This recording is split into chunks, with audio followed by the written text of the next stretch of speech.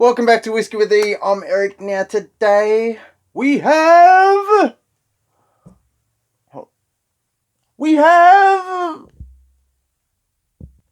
Jack Daniel's Bonded. Alright, Jack Daniel's Bonded. Whiskey with the E. E's in Tennessee as well. Alrighty, so Jack Daniel's Bonded, only just released here in Australia this year. It is a bottled in bond, so it is 50% alcohol per volume. Look at the bottle, look at the bottle. I know, it's a bit empty, but I have been enjoying it, been getting to know it. It's a bit embossed here, very nice. Comes with a cork. Now, here in Australia, this retails for approximately $70 to $80. Now, I went to grab a Wild Turkey 101. They ran out, and I seen this for 70-ish.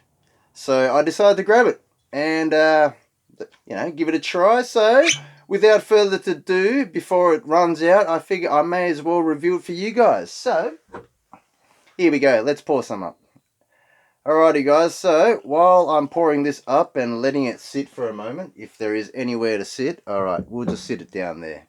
I'll have a little read at the, I was about to say the back, but it's the side, alright? Bonded is a big, bold Tennessee whiskey with layered notes of, let's just read it, caramel, rich oak, and spice, giving way to the pleasantly lingering finish. Bottled in bond, distilled by a single distiller during a single season and matured in a government bonded warehouse for at least 4 years, 100 proof. They even got the bottled in bond explanation there in case anyone was wondering what bottled in bond meant. Alright, now, this, I have been enjoying this, to be perfectly honest, I know, but, well, look. So could this be the next everyday sipper for the price? I mean, I understand in the States this might be $30-ish. I mean, here in Australia at 70, 80, that's a little bit, it's almost like if you had that 80-ish, you'd probably just go a Russell's Reserve single barrel, but that's just me. But if you're a Jack Daniel's fan and you love that Jack Daniel's profile, then maybe you're going to want to give this a try, but let's get right into it. Alrighties. Now, the color. The color is actually very dark. To be honest, it's actually a very nice dark note. Definitely a whole lot darker than the Jack Daniel's number 7. There's a whole lot more going for it than the Jack Daniel's number 7, let's just say. Alright. Look at that, guys. You know what? Let's just get right into it. So on the nose. Okay. Now, when I first opened this bottle, guys, like let's just say fresh crack, you are getting that Jack Daniel's quality coming through more, that maple, that banana-esque quality. But now that the bottle is at this point, alright guys, now the bottle, I'm losing my words, guys. Alright, so pretty much the Jack Daniel's quality is toned down slightly. Now, when that's toned down, the other notes has come up. So, the oak, that vanilla, the caramel. Normally, you don't get that poppin' vanilla caramel out of Jack Daniel's products. You're generally getting that sweet, banana-y Jack Daniel's note. But this is a more deep, darker, richer Jack Daniel's. So, yeah. So, with that oaky profile, you're almost thinking it's like a tobacco-y note, like a cigar almost. This goes good with a cigar, by the way. Anyways. Alright, so yeah, so pretty much when I'm thinking about this, if anyone has ever tried standard Jack Daniel's single barrels, I feel that it's kind of heading towards that direction, but better. Surprisingly, alright, so the Jack Daniel's single barrel retails for roughly $90 to $100 here in Australia, and that's at, what is it, like 45% alcohol per volume, something like that, maybe 46, I can't remember. Leave it in the comments if you know. I'm talking about the standard single barrel, not barrel proofs or anything like that.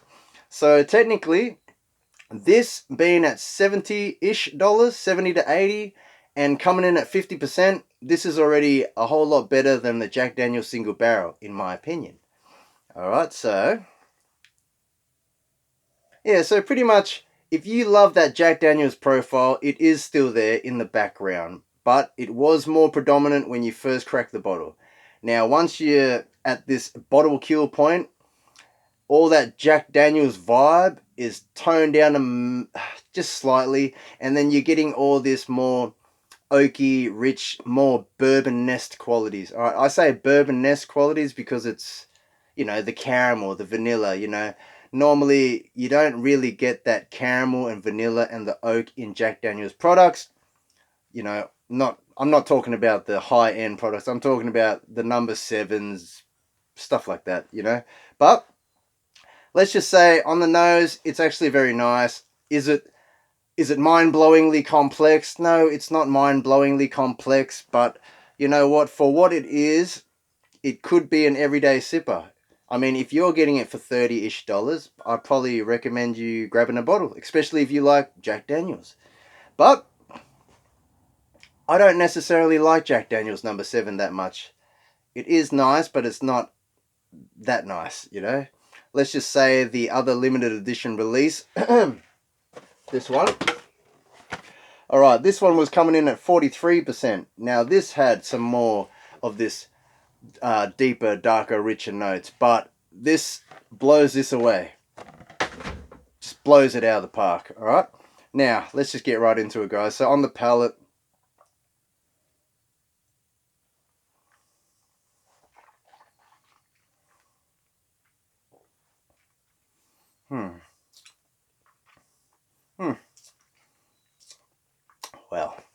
Well. Alright, 50%, very approachable, very crushable, smooth, quote unquote. Alright, so when it initially goes down in the front of the palate, you are getting that sweet Jack Daniel's-y vibe.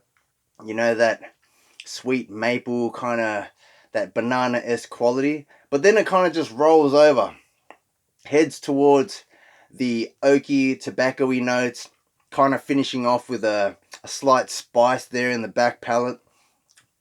But the finish is still going, especially if you splush it around in your mouth a bit. It makes the finish go a whole lot longer, in my personal opinion. There is a little bit of warmth here, but it's not necessarily like a barrel-proof, long Kentucky hug kind of finish. No, this is just a warm Tennessee whiskey vibe. Is this making any sense to anyone? Let's just say, is it nice? It's not bad. Is it mind-blowing? No, it's not mind-blowing. But does it poo over the Jack Daniel's number 7? Yes, it would poo over the Jack Daniel's number 7.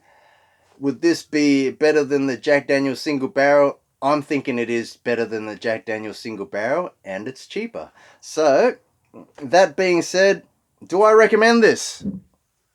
Well, if you are a Jack Daniel's fan and you grew up drinking Jack Daniel's and you wanted to try, work your way up the Jack Daniel's chain, then I suggest you would probably want to try this. But if you're a Wild Turkey fan and you can find a Wild Turkey 101 for cheaper than the Jack Daniel's Bonded, then maybe I suggest you just stick with the Wild Turkey products. But I actually went to buy a Wild Turkey 101 and they sold out, so I ended up getting this. I shared that experience in a shorts video. Check it out. You'll get to see the price and all that.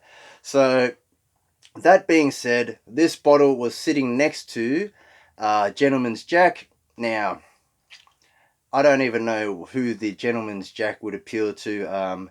It costs more than this. It's lower in proof, and the finish is definitely shorter than this one. So that being said, this poos over the Gentleman's Jack. So yeah, you know what? This is a bit of a mixed thought, but keep in mind, this is just my opinion. So technically, if you wanted to try something new and you like Jack Daniel's products, definitely give this a try. I mean, it is heading towards more complex versions of Jack, you know, with that deeper, darker, richer notes with the oak and the vanilla and the caramel. You know, you are getting this vibe of, it feels like aged bourbon, you know. Maybe if you blinded this, unless you can pick out that faint Jack Daniels banana-esque quality in the background, once it gets to this point, it's kind of diminished that Jack Daniels kind of profile. Now it's just more like an aged bourbon, you know, with that oak and the richer, darker vibes. You know, it's almost coming across like you know, like a slight cherry or something. You know, I'm not. Yeah, like when you first open this bottle, yes, the Jack Daniels, that banana-y note, it's all there. All right, so that's what I mean. Fresh bottle crack is going to be a whole lot different to once it's opened up. So definitely compare it, guys.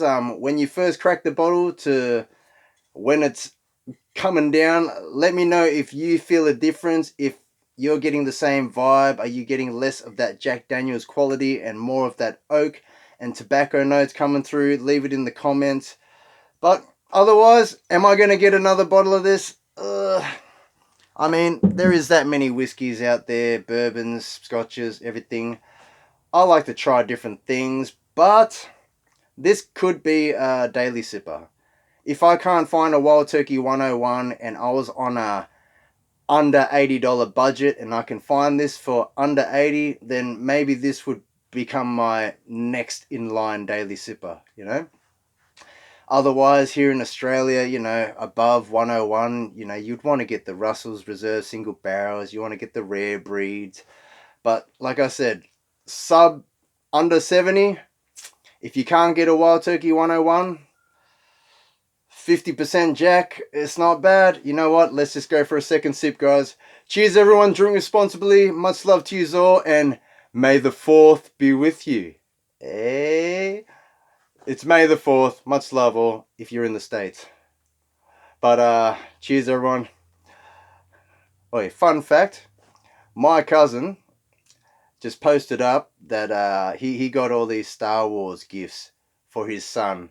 It's almost like an extra holiday day, like a Christmas for the kid, because his dad likes Star Wars. So it's going to be another special day this May the 4th. May the 4th be with you, Luke. But cheers, everyone. Drink responsibly. Like I said, I do not condone the terrible, irresponsible consumption of alcohol. I am just here to give you my personal opinions of this particular dram. Just sharing my thoughts, really. Like, do I recommend it? You know, what I think of it. So that's pretty much what I'm thinking, right, guys? It's not bad. It's drinkable. It's crushable. It's actually very smooth for 50%. Smooth, approachable. I know you guys don't like the S word, but you got to drop it. It's not bad, guys. Let's just go for a second sip. Cheers, everyone.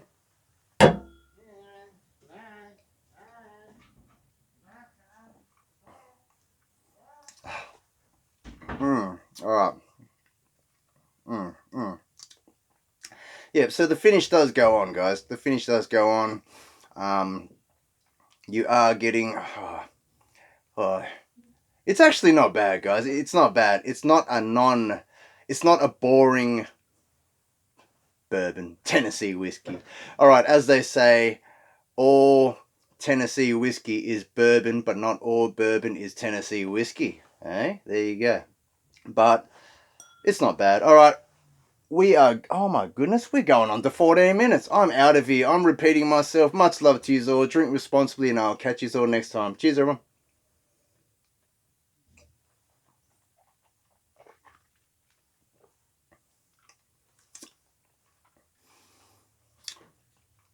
Yeah, the finish does go for a while. I mean, the finish doesn't just die. You're getting that lingering, oaky, tobacco-y note. See, look, it's still going. That warmth is still there. You can even count the seconds, guys. All right. And, all right, now it's starting to go. So you can almost say it's like a medium to long finish. for a $70-ish bottle, it's not bad. There you go. All right, guys, I'll catch you all next time. Drink responsibly, all. See you all.